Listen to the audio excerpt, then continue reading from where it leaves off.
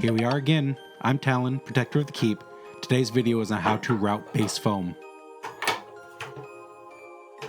Routing base foam is one of the most important processes. Getting this wrong will absolutely ruin your weapons. Compounding mistakes start here, so pay attention. Before anything about routing, safety first. We will be using power tools and other dangerous equipment. Safety goggles and awareness is extremely important. Do you feel unsafe around power equipment? There's a manual way of doing everything. It just takes longer and is not in the scope of this video.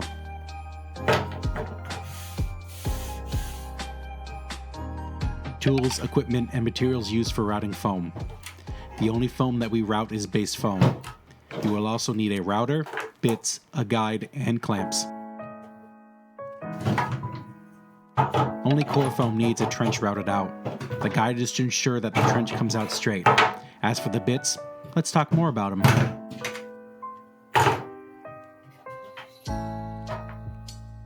Router bits come in many sizes, but we only use dome tips.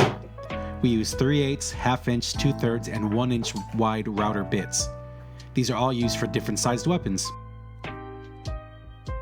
Here's the machine setup. Place the desired bit into the machine and tighten into place. Raise the bit through the table to align the bit. More on this next. This is the tricky part, positioning the bit.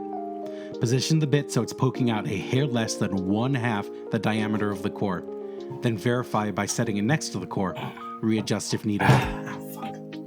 This position is key to the routing process. Route too deep and your core will be loose in the foam. Really bad. The true risk is routing too deep. Too shallow isn't bad. Now position the guide on the table.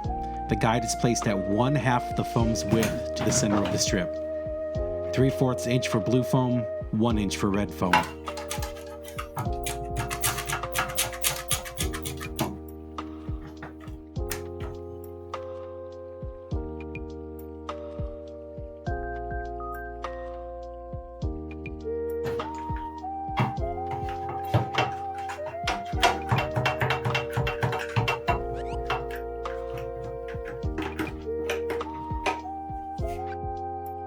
Now it's time to feed the foam. I feed the foam from right to left on the routing table. This way, the spinning blade pushes the foam against the guide.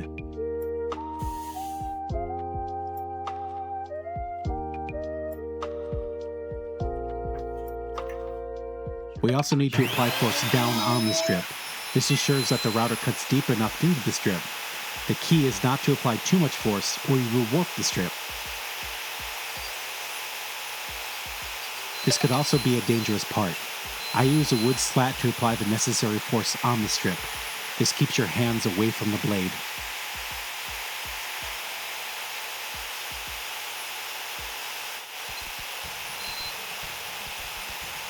You will need to reposition the slat as you feed the foam through. Before picking up the slat, apply gentle pressure to the side of the foam. Reposition the slat and continue feeding the foam slowly.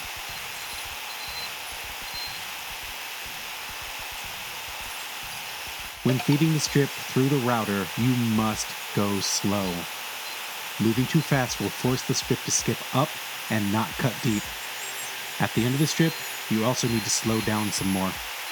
And there you go. That's your first routed strip. It is more economical to route many strips in one session. However, this process gets messy quick.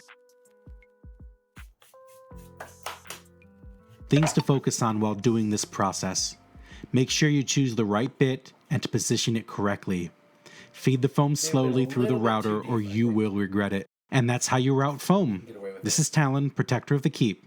Happy forging.